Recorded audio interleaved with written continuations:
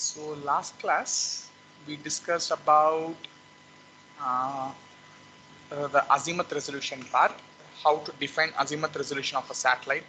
Then we defined a pixel, like how a pixel will be, like how what will be like the dimensions of the pixel, and then what will be the content of a pixel. Basically, it will have some amount, like some signal about the power that got received back from the target or object on the Earth's surface. And then we saw what is called a real aperture radar and what is called a synthetic aperture radar.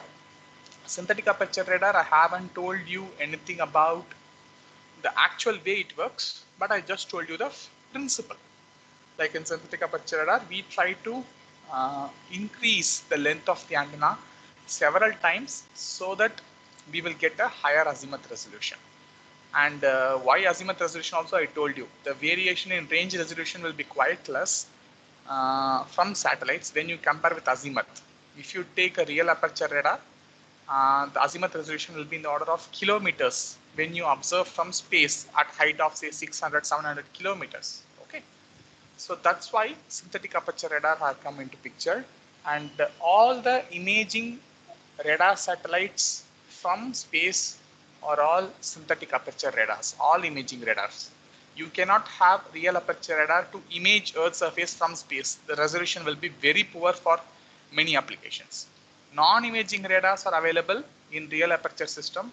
Non-imaging means, as I said, altimeters, which measures height, scatterometers, which measures wind speed. Basically, they are all radars, but they are real aperture. Because there you don't take any images. So even if something is observed at a very coarse scale, say tens of kilometers, that's fine.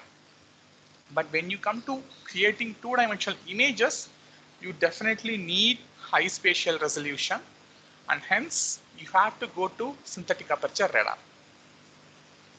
And synthetic aperture radar, I also told you that the azimuth resolution almost becomes L by 2, where L is the physical length of the antenna. So this equation is not there in the slide, so you make note of it. Okay, physical length of the antenna. So if the antenna length is say 10 meters, the azimuth resolution can be achieved up to 5 meters. So that's the advantage. It becomes independent of slant range distance S. So the azimuth resolution, the formula contains a slant range distance S, and hence with increasing slant range distance, the azimuth resolution will become poorer and poorer. But in case of synthetic aperture radar, it doesn't happen. You will have you can theoretically achieve almost a constant azimuth resolution, which depends on the antenna length, the physical length of the antenna alone. Okay, and I explained this. So just before ending last class, I also told you about the geometrical characteristics of a radar image. What is the first thing I said, which is not in the slide? I said there will be a scale variation in the image. Why there is a scale variation that occurs? When radar observes the ground, the size of the pixel keeps varying. Like in the range direction, the size of the pixel will be larger in the far near range. Say satellite is here, then the size of the pixel will be larger in the near range, smaller in the far range. Azimuth resolution also will vary to some extent. It again won't be a constant, even though I just said it's L by 2. It may not be a constant. So slight variation will be there even for synthetic aperture radar. That means our pixel size keeps on varying. That means uh, even after you convert everything, like yesterday lab, you did what is called a GRD image, ground range distance projected image, right? Where the pixel size after you did the processing was 10 meter by 10 meter. You got actually a square pixel. Then you may think, okay, I have got a square pixel now, so then my image is fine. That will not be the case, because the original observation you made was at different spatial resolution. Say the pixel size, if the satellite is going like this is the azimuth direction. The pixel size here might be, let us say, 10 meter in the azimuth direction, 20 meter in the range direction. The pixel size here will be, let us say, here I put 11 meter in the azimuth direction, 10 meter in the range direction. Okay, so it should be 10 here, it should be 11 here. Sorry. Okay, So the pixel size keeps varying when the satellite observes data itself. When satellite observes data, then this covers a ground of 200 square meters. This covers a ground area of 110 square meters. So basically whatever the features present within the pixel, everything will be giving one collective backscatter value, sigma, to the radar, right? Everything will be combined because that's the idea of a pixel. Whatever is there, is averaged out. That's the idea of JFOV. This is the JFOV of a radar sensor, right? So when this happens, all the features will get compressed. So let us say, example, let us say there are like two houses separated by a distance of 15 meters, okay, in the range direction. Two houses separated by a distance of 15 meters. So what will happen? Let us say here there are two houses, here there are two houses, same 15-meter distance, exactly same type of buildings, you assume. So since the range resolution here in the near range is 20 meters, these two houses will be imaged in the same pixel. So both will be kind of appearing in the same pixel, whereas here it may be appearing at a distance. Say here one pixel one house, next pixel another house. So what will happen to you even after you convert everything to ground range, you make it to say 10 by 10 meter uniform square pixel, still the sigma naught value or the backscattering coefficient value that got recorded is not going to change much. The sigma naught value due to the combined effect of these two buildings will be seen in the pixel here. Similarly here the sigma naught value will be different. So what will essentially will happen is even after you convert everything, even after you change the pixel size, still there can be what to say, the effect of the first observation will still be there. Scale variation will always be there. Scale variation means say objects may appear squeezed, object may appear elongated, all these things will happen in the radar image. So that's a general characteristics which I haven't put in the slide, but I'm explaining it to you. This is because the variation of the pixel size when the image is acquired. Okay, so this is a general thing you always have to remember.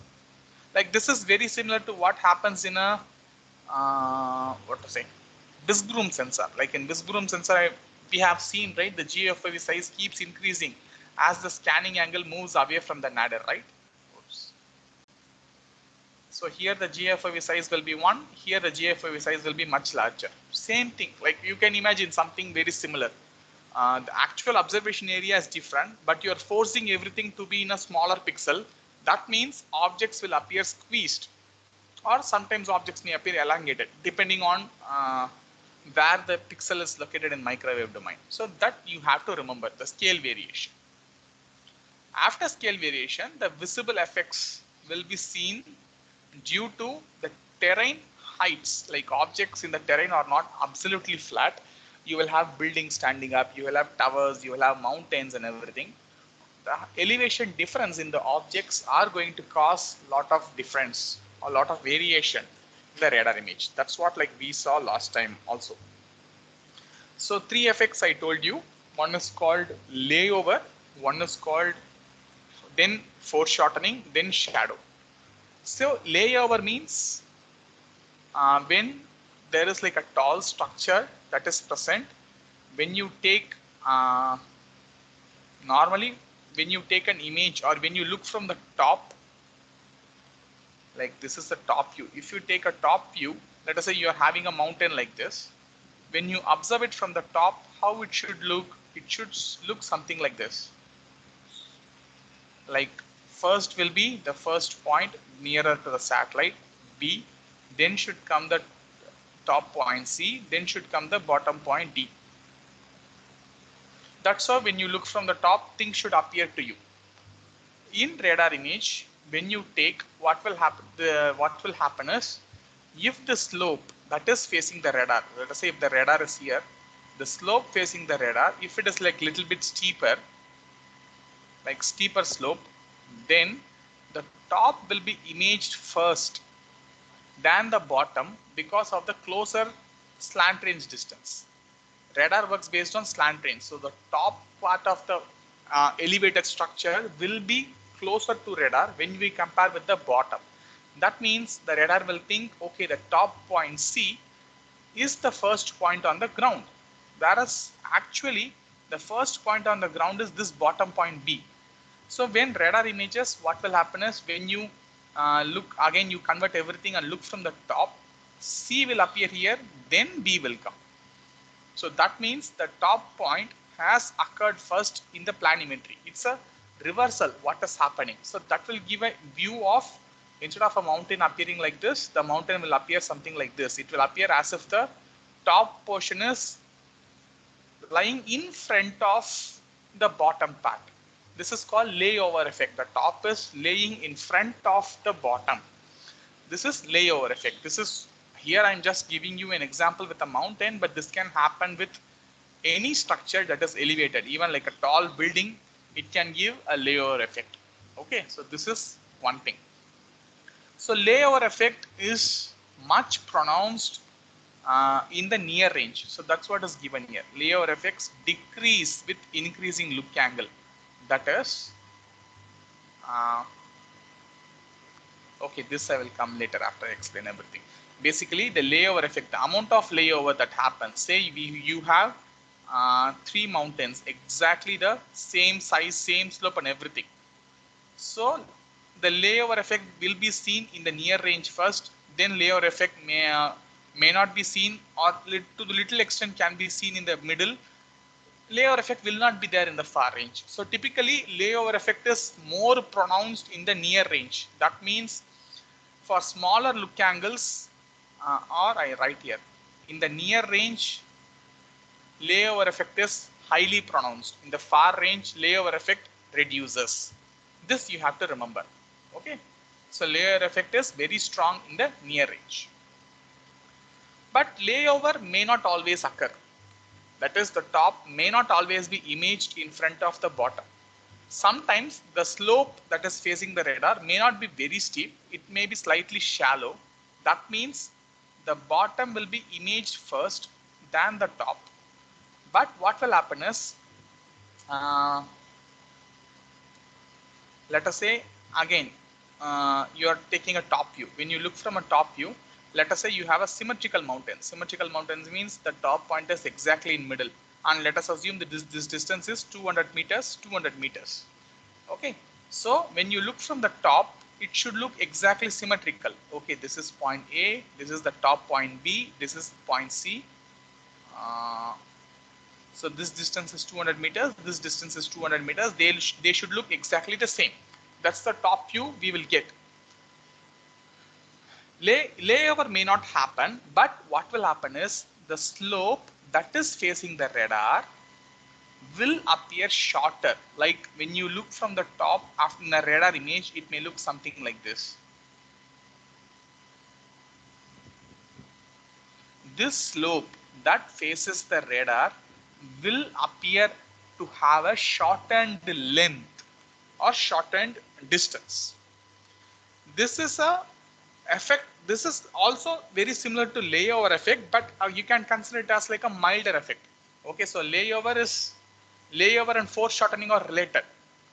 It depending on the slope. If the slope that is facing the radar is shallow than the look angle, then foreshortening will occur. Foreshortening means the length of the slope that is facing the radar will appear shorter than its actual length.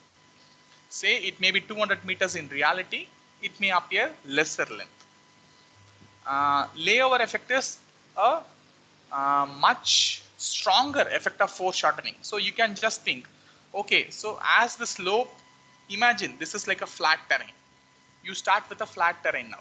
So when you start with a flat terrain, everything will be perfect in the radar image. Then you, okay, like perfectly flat. Then you start increasing with small slopes. Like you imagine, like the slope of the terrain is keep on increasing for the same radar image. So what will happen is, first foreshortening will appear to occur. This slope length that is facing the radar will be shortened in the radar image. It will appear to be having lesser distance. And as the slope length increases, as the slope angle increases and increases, the foreshortening effect will increase. That means it will be shortened more and more, and you will be still facing, like here you may get like a perfect image. Here it may be slightly shortened in length. Here it may be more shortened in length. Here it can be very highly shortened in length, say these points A, B, C. At some point of the slope, the slope facing the radar will be reduced to a point. Then you will have the back slope. You cannot even see there is a front slope.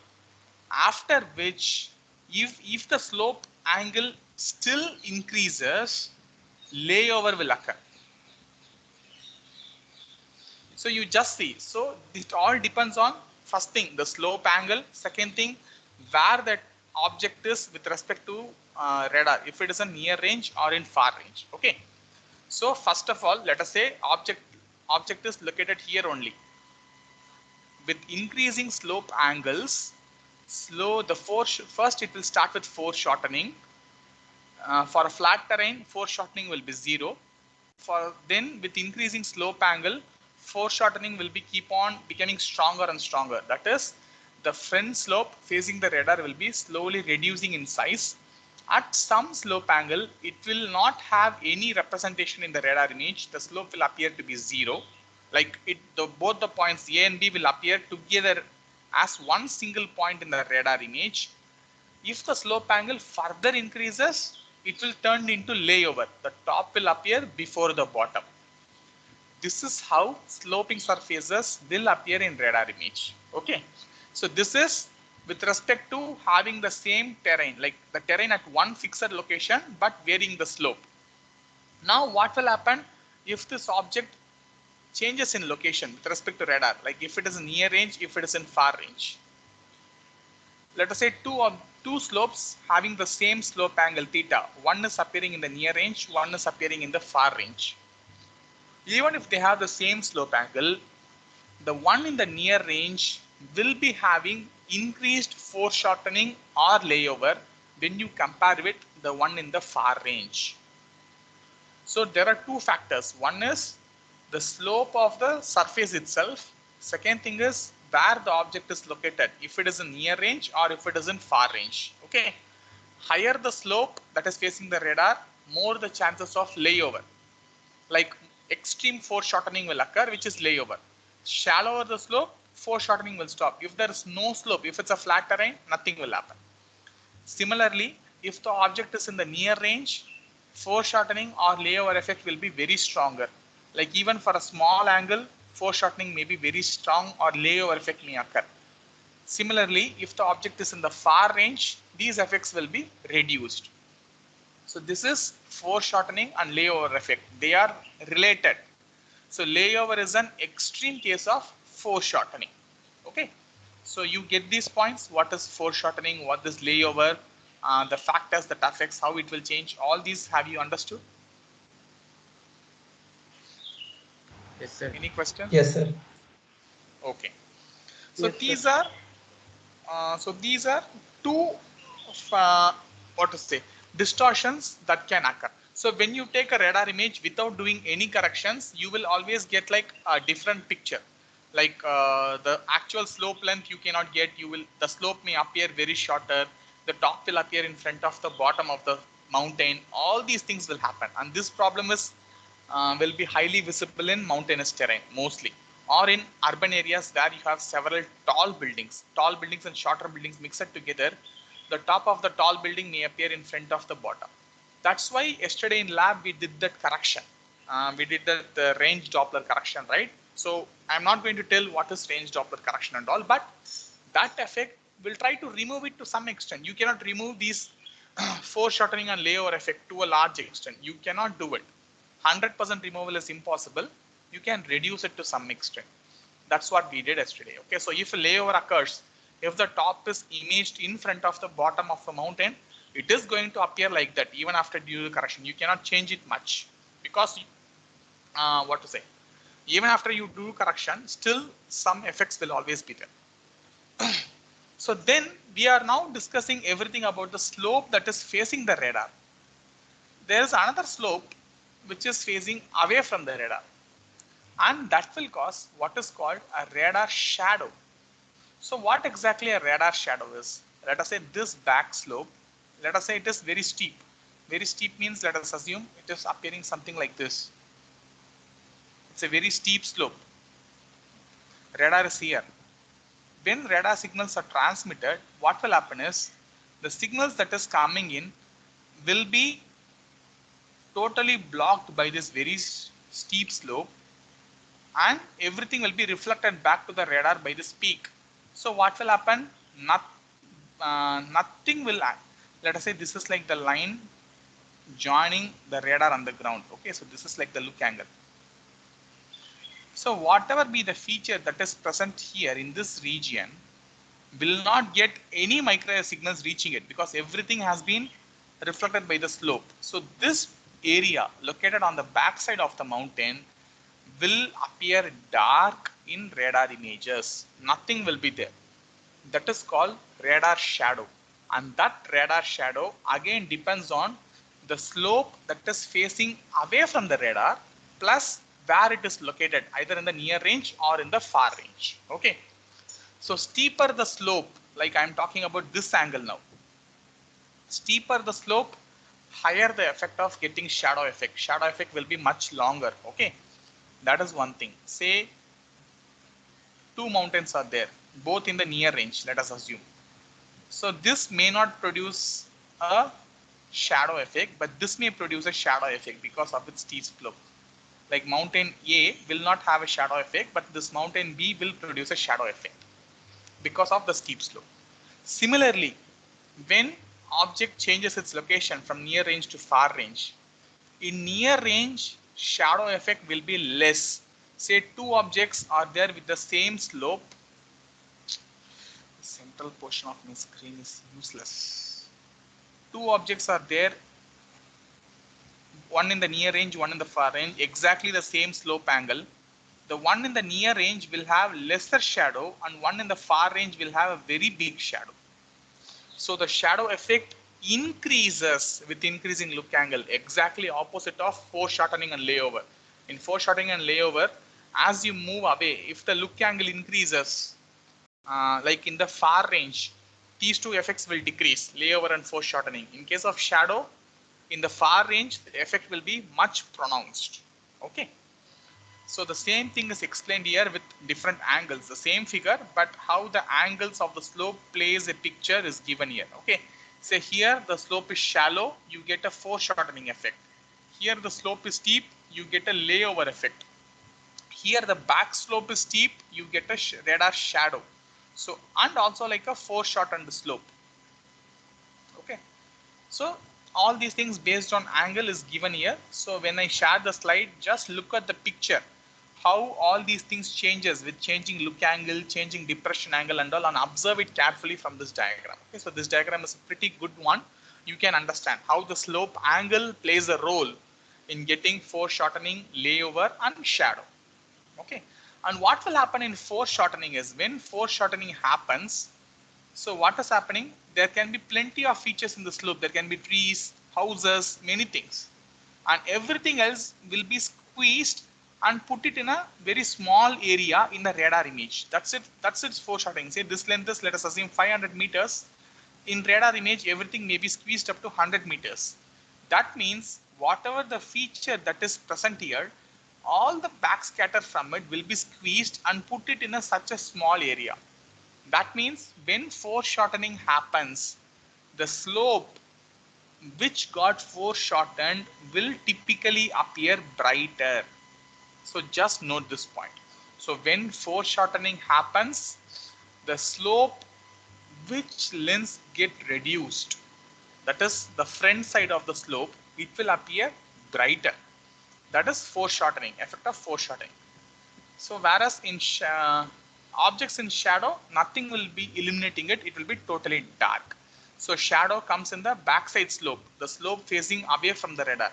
Foreshortening and layover occurs in the front side slope, the slope that is facing the radar. So if you are clear in this, it will be easy for you to remember all these things. Okay.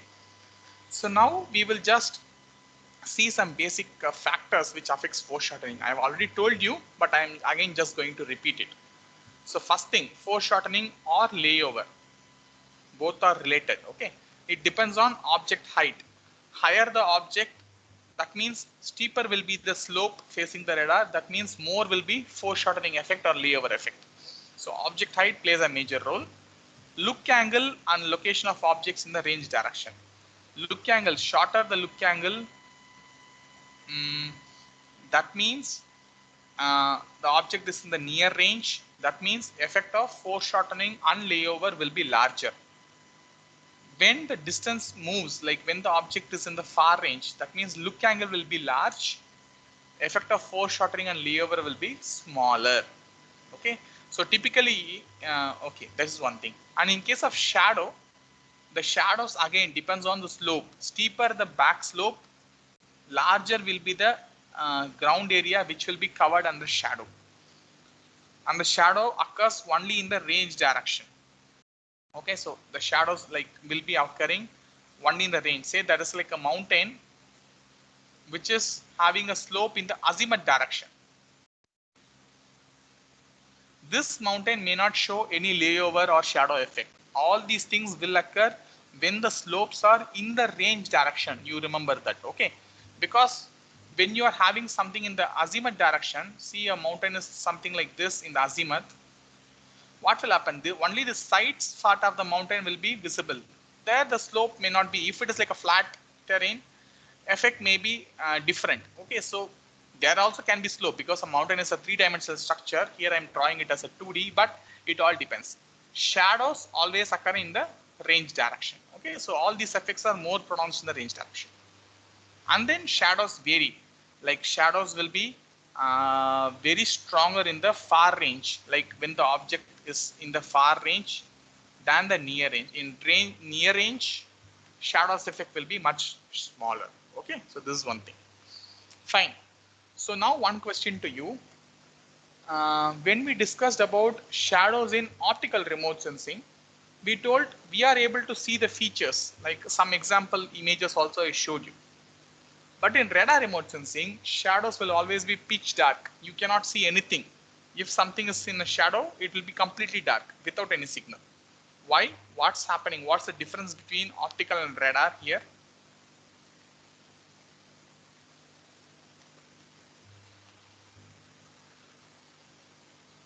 Any guess?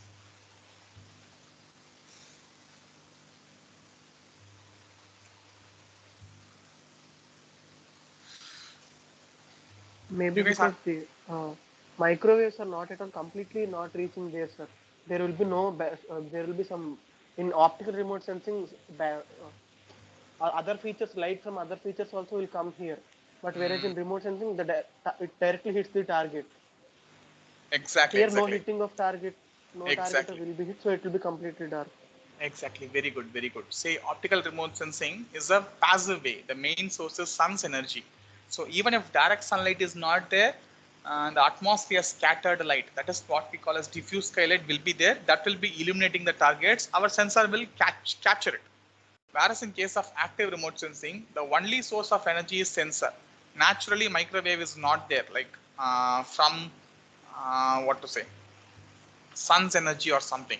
So whatever the sensor is transmitting, that is what is getting reflected back. So when that is not reaching a particular location, it cannot generate a backscatter. You are not receiving any energy, so how you will send something back on your own? You cannot, right? Same thing will occur. That's why shadows in radar images will be totally dark. They will not have any signals present in them. Okay, and shadow effect also you cannot correct. Like if there is no signal means you will not know what is there. If something is getting affected by shadow, it will be there. Now I think this will make things clearer to you. This is exactly the same mountain with exactly the same slope characteristics, both the fore slope and the back slope, but located in different ranges.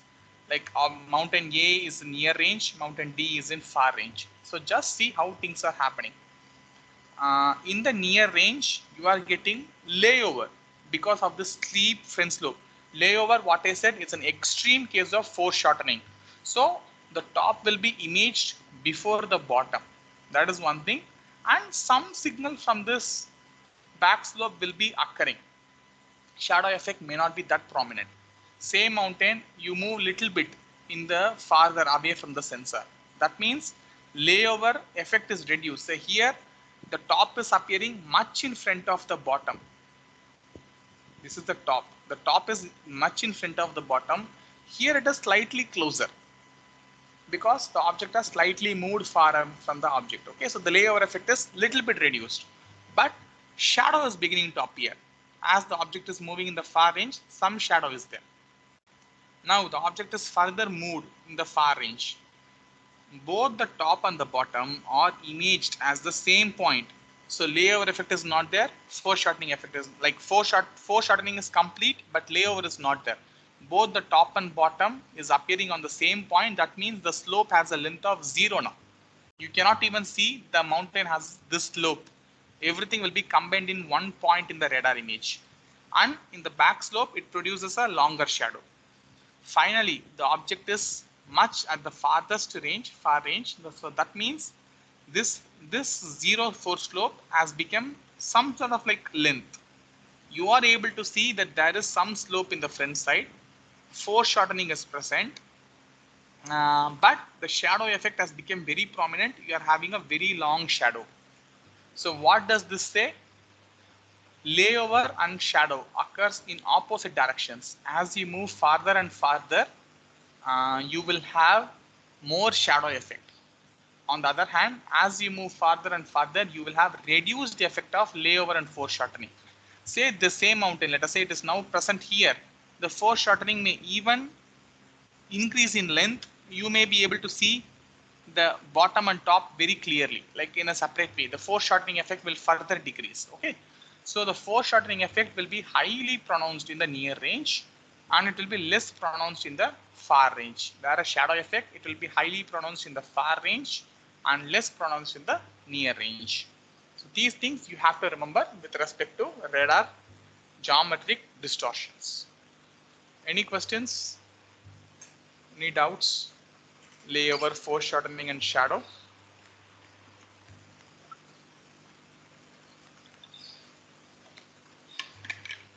Sir, so overall we can group layover and foreshortening together.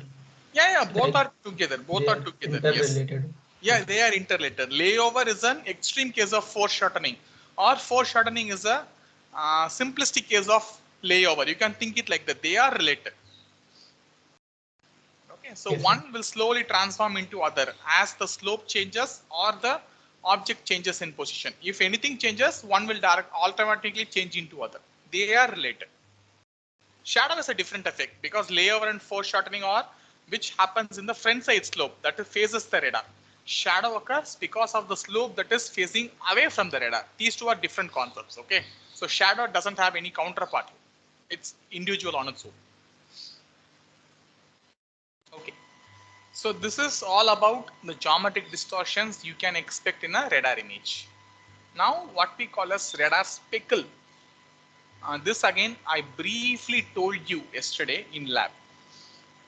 Speckle is the appearance of random dark and bright patches in the image. Like you can see this image, it appears as if like you have sprinkled some salt on a dark black sheet. You take like a dark black cardboard, sprinkle salt on it, it may appear something like this.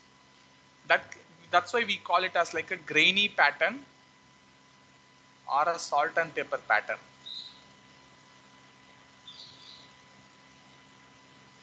The appearance of such pattern in radar images is called radar speckle. And radar speckle is most prominently will occur in areas with urban regions, tall buildings, highly reflecting surfaces, metallic structures, all these things.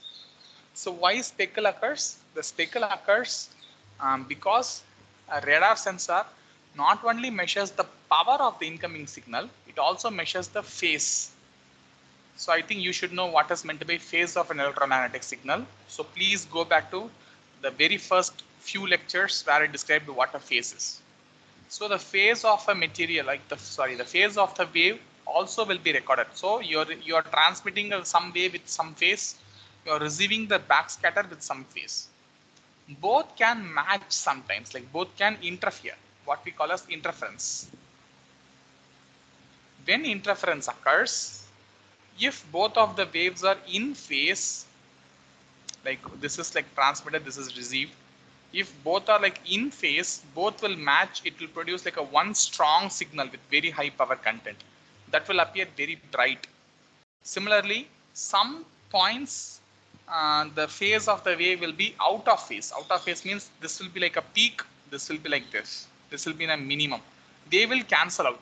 It will produce like a zero wave. Those points will appear very dark. So these kind of conditions will occur in urban regions and other areas containing metallic structures and all. So this will cause radar speckle. So the measurement of phase, the microwave sensor records the phase also. That's why the power gets added up or the power gets diminished, and you will get this kind of pattern. Radar speckle reduces our ability to get information. So that's why people have several methods to reduce the speckle effect. One effect is called multi-look. Multi-look means to produce one image, the same object will be, yesterday I told you in SAR principle, right? So as the satellite is moving in the azimuth direction, the same object can be located from different positions of the satellite. This everything will be combined to produce the output from this point. Instead of taking all these together, so what they will do is they will average out the observation from different look position. That's what it's called multi-look. The same point looked from say 4 different positions can be averaged together. Similarly, the same point looked from 3 different positions can be averaged together in space. Okay. So when it is done, the speckle effect will reduce, but the spatial resolution will become coarser. Say we will lose the azimuth resolution. As you do more and more averaging, you are going to lose spatial resolution. So this is just one effect, and there are a lot of image processing techniques that are available, which you will learn most likely next semester, like actual data processing of microwave. Yesterday I just gave you like a basic example how to open a radar image, what sort of basic processing to do. But the actual processing like radar speckle correction, using the radar data for various applications, those things you may learn in the next semester courses. Okay, so till then we are concentrating more on the geometrical aspects of the radar signal. What is the pixel size of a radar? What are the geometric distortions in the radar? All these things we have seen. Now we will just take a look at the radiometric content of the radar image. Radiometric content in the sense what the pixel contains. So I told you each radar pixel contains some form of the power that got backscattered by the terrain feature. So essentially the radar measures power that is incoming. So this equation is called the radar equation. We are not going to see its derivation and all, but what I'm going to tell you is the power that is received by the radar, PR is the power that is received by the radar after backscattering. It depends on several factors. Yesterday also I told you. What are these factors? First thing, the power that got originally transmitted, the PT. What the original power of the signal that got transmitted. Then the gain of the antenna. Gain of the antenna is how capable our antenna is to send the power in one direction. Normally, this also I told you, antenna will, when I described beam width, I told you, antenna is supposed to send all the power in only one direction, but normally it will send the power in a kind of like a lobe-like fashion. This will slowly start spreading in space as it moves away. It will have some angle, and this angle or this directionality component defines what is called gain. If the antenna is exactly focusing in one direction, it's said to be having higher gain, or else no, lower gain. Okay, so how our antenna is able to focus the radar signal, this is called gain. So basically these two are sensor parameters, the power that got transmitted and the gain of the antenna. These two are sensor parameters. Then comes the distance factors. So once a radar leaves the antenna, once a microwave signal leaves the antenna, it slowly starts spreading in space. So that means some power you transmit, and that power is now extending in space. So that means you move farther from your radar antenna, you are going to receive less power. right? Because this also I told you, I asked you to imagine that huge blanket used in the fight scene of climate fight scene of Bahubali 1 movie, right? So imagine that thing. So antenna is like a radar signal is being transmitted. Some power P, the same power P is now being expanding in area. So let us say I have some small object. If this object is here in this location, you will receive only a small fraction of the power. Whereas if it is the same object located in the near range, a larger fraction of the power will be received by it. Okay. So it's kind of very similar to our radiant flux density. When you described radiometry, I said radiant flux density. As energy spreads in space, and the energy or the power per unit area will be keep on decreasing as the distance increases. Same thing happens here. The power that got transmitted from the radar will decrease as you move away and away from the antenna. So this is to account for that when the signal is transmitted. So this is again based on distance between the satellite and the surface. Sigma, what do you call as radar cross section, which is the terrain characteristics. We will see it later in detail. Like immediately I will tell you. So the sigma is what is called radar cross section, which defines the terrain characteristics. So now the power got transmitted, it spread all the across, it got interacted with the object. Now it is being reflected back or back scattered. When the power is back scattered, again it is still like, let us say there is like a small house. This house reflected some power back. This reflected signal will again slowly start spreading. So whatever be the reflection, again it's going to be lost. Again it's going to spread based on the distance between the object and the satellite. It's spreading in the 3 dimensions. And finally the power reaches the antenna, over which antenna area is AR. That much area of the antenna collects this input signal. So all these factors, like these two are sensor parameters, this is the distance parameter, this is the terrain characteristics, again this is the distance parameter, this is again the sensor parameter, the actual area of the radar antenna. So you can imagine the power that is received by a radar composed of several factors: sensor characteristics, the distance between the object and the sensor, and then the terrain characteristics or the characteristics of the object. So all these things can be controlled by us, like this PT, GT, this 1 by 4 pi R, this R square, this AR, everything is kind of like we can like control. So once a satellite is launched, that's it, that's going to be fixed. The power that's going to be transmitted, that will be fixed even before a satellite launch. The antenna again will be fixed. So everything is fixed once a satellite is launched. You cannot change it. So when you have an image, all these factors, this PT, GT and AR, all these things are fixed. The distance will change. The R square will change from near range to far range. But again, that is not that great. You can correct for it to some extent. The main factor which affects the power that is received by the sensor is the terrain characteristics, which is denoted here by the term sigma. So the terrain characteristics plays a major role in controlling the power that got reflected or that reaches a radar sensor. So what exactly is this sigma? The sigma is called radar cross section. Okay, so radar cross section is defined as the area equivalent of a perfectly reflecting isotropic reflector. It may appear confusing. I'll explain what it is. Say you have an object on the ground, say a building. It is reflecting some amount of power back. Okay, with whatever be the sensor characteristics, it received some signal, it is reflecting some signal, and the sensor received it. Now this object may not be a perfect reflector, right? It may not be perfect. Like it may reflect differently in different directions. It can be like a non-homogeneous or anisotropic reflector.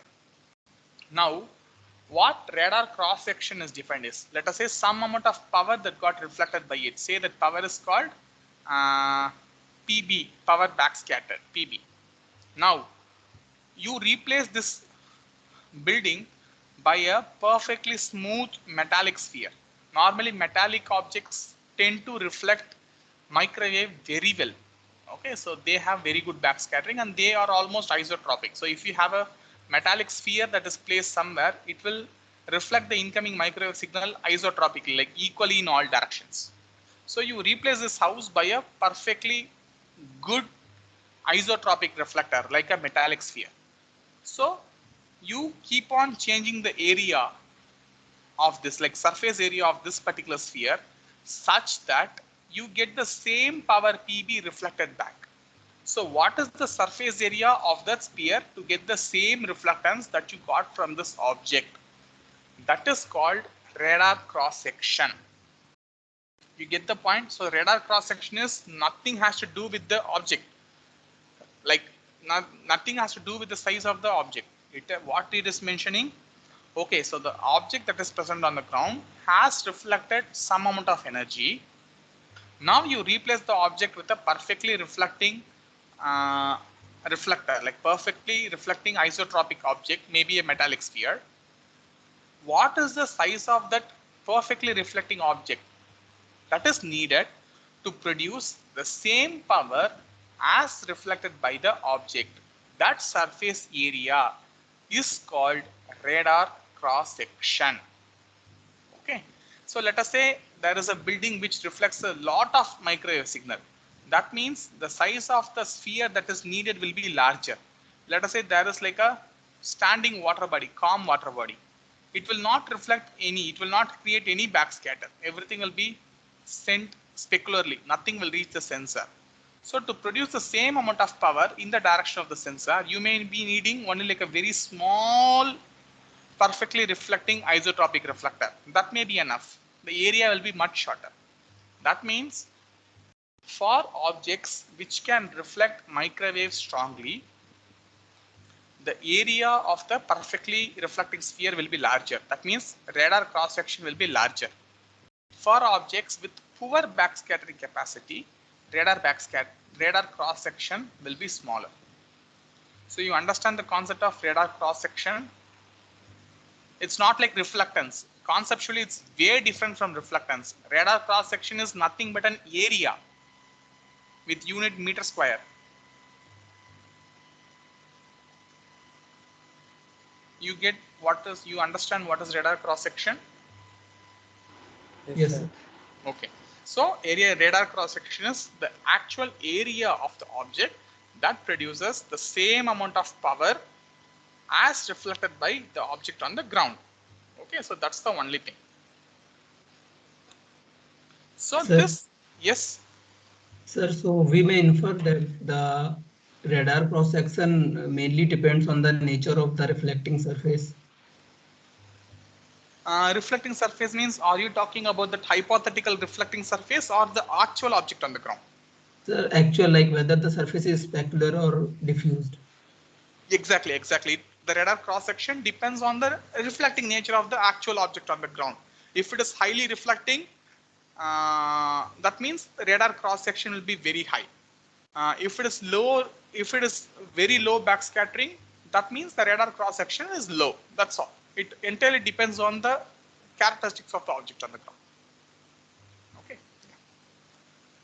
So now I said this is area, but normally what will happen is when we do radar remote sensing, this area will be keep on changing, like based on because you all know the pixel size keeps on varying with the radar image.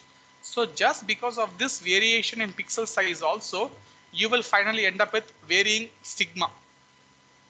The sigma will be keep on varying, not only because of the terrain features, but also because of the area you observe. The larger the area you observe, like the ground area you observe, that means more number of features will be present. It may produce a larger sigma. Whereas smaller the area you observe, less number of features may be present. It may be produce a smaller sigma. So the sigma or the radar cross section Depends on the object characteristics, but also on the amount of area you observe for 1 pixel. So it will keep on changing just by the pixel size. People wanted to normalize this. Okay, I wanted to make this only dependent on the object property, not based on the ground area in which I observe. That became an issue. Then people normalized it with respect to the ground area. That means, let us say you are having one radar cross section sigma. What is the actual ground area that produced that sigma? Like, that means you are now accounting for the variation in pixel size. What is the ground area that produced that sigma? If a larger pixel has produced one particular sigma, that means the power reflected or the radar cross section per unit ground area will be smaller. Like, say you have, I just erase this part. Here you have, say, 100 meter by 100 meter pixel size. That means 10,000 meter square.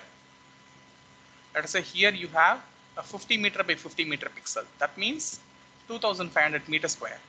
Let us assume both are producing exactly the same power as output. That means the sigma is exactly the same for both of them. This also has the same radar cross section. This also has the same radar cross section.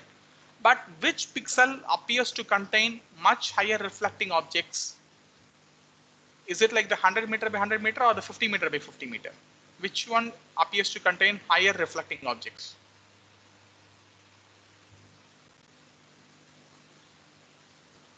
Guys, I'm asking you.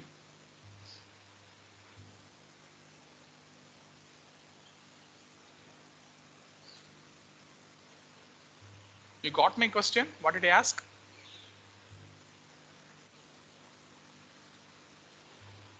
Sir, can you explain again? Okay. So now what they say is, okay, now you understood what a radar cross section is. So radar cross section is based on the area of isotropic reflectors. So that means when a radar appears some power, this power that is getting reflected towards the radar also depends on the amount of ground area you observe.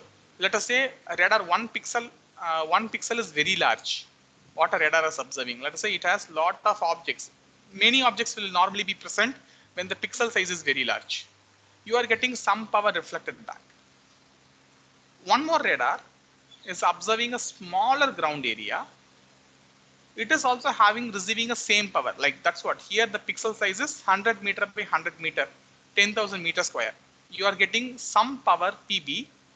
So when you convert this PB to radar cross section, you are getting a value of sigma. Another pixel is there with a pixel size of 50 meter by 50 meter. The ground area is here just 2,500 meter square. This is also reflecting the same power PB. So that means the sigma will be same for both of this. So both pixels are now observed by a radar. And both the sigma will be the same in radar. But which pixel contains highly reflecting or highly backscattering objects? That's my question. Is it this larger pixel with 100 meter size or smaller pixel with 50 meter size? Smaller pixel.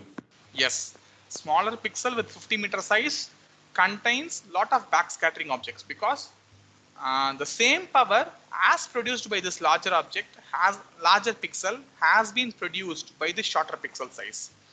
That means the sigma, the radar cross section, is not only dependent on the features that is present, but also on the area of the ground or the pixel size that you are observing. Larger the pixel size, naturally you may get increased sigma. That's what will happen. So people wanted to normalize this. I don't want the sigma for the whole pixel, but I want sigma divided by the ground area. That means what is my radar cross section per unit meter square of ground area. When you do this normalization, automatically this smaller pixel will have higher sigma naught. Sigma naught is sigma by A, area of the ground. Okay, so this smaller pixel will have higher sigma naught than this larger pixel, which indicates the smaller pixel has higher reflecting materials or higher backscattering materials than this 100 meter pixel. You get my point? Why are we dividing sigma by A? Why this division or why this normalization is needed? You get this point? Yes, sir. Yes, sir. Okay. So maybe, so radar cross section is the power that got reflected, like the area of the isotropic reflector that is required to produce the same backscattering or the same amount of power. So this depends on the terrain characteristics and also on the area of the ground you observe. Naturally, larger the area you observe, you are expected to get larger power as return, because many features will be there, many will be backscattering the energy. That means sigma will increase. In order to account for this spatial difference, we are dividing the sigma by the area of the ground which produced that signal. So that sigma by A is called sigma naught, which we call it as backscattering coefficient. So yesterday the final output you produced in my remote sensing lab was the sigma naught. So this sigma naught is a ratio of sigma by area. Okay. So maybe I will stop now. We will continue the topic again on Monday. I will upload the slides by today or tomorrow. In weekend, take time, read the slides and then come back to me. If you have any questions in any of the topic, ask me. We will get it cleared before we proceed any further. Okay. So take this task a little bit seriously. Then only you will be able to understand microwave remote sensing. So any questions in today's class? What is sigma, sigma naught, all the things I said. Any doubts? At least it is not very confusing, right? You are able to get what is what. Yes, sir. Okay. So fine. Then maybe I will stop now. We will see again on Monday, and read and come before you come to the next class. So see you all. Have a good weekend, guys. Bye. Thank you, sir. Thank you, sir.